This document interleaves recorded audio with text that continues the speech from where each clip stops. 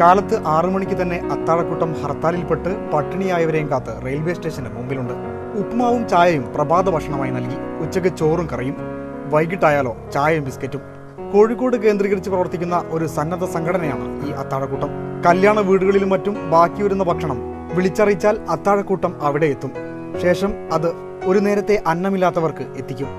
നമ്മുടെ നാട്ടിൽ ആരും പട്ടിണി കിടക്കരുതെന്നും പട്ടിണിയില്ലാത്ത നാടാണ് അത്താഴക്കൂട്ടത്തിന്റെ ലക്ഷ്യമെന്നും ഈ യുവാക്കൾ ആവേശപൂർവ്വം പറയുന്നു.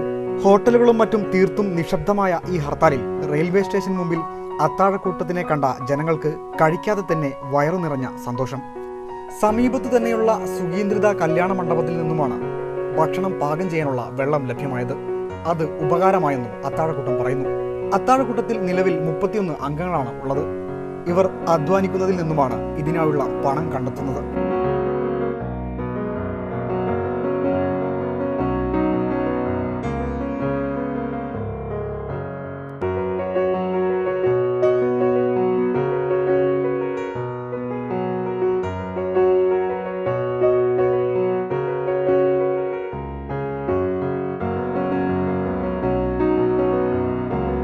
കല്യാണ വീടുകളിലും മറ്റും ബാക്കി വരുന്ന ഭക്ഷണം ഒഴിവാക്കി കളയാതെ അത് മറ്റുള്ളവർക്ക് ഒരു നേരത്തെയെങ്കിലും ഭക്ഷണമാകട്ടെ എന്ന് ചിന്തിക്കുന്നുണ്ടെങ്കിൽ നിങ്ങൾക്ക് അത്താഴക്കൂട്ടത്തെ വിളിക്കാം.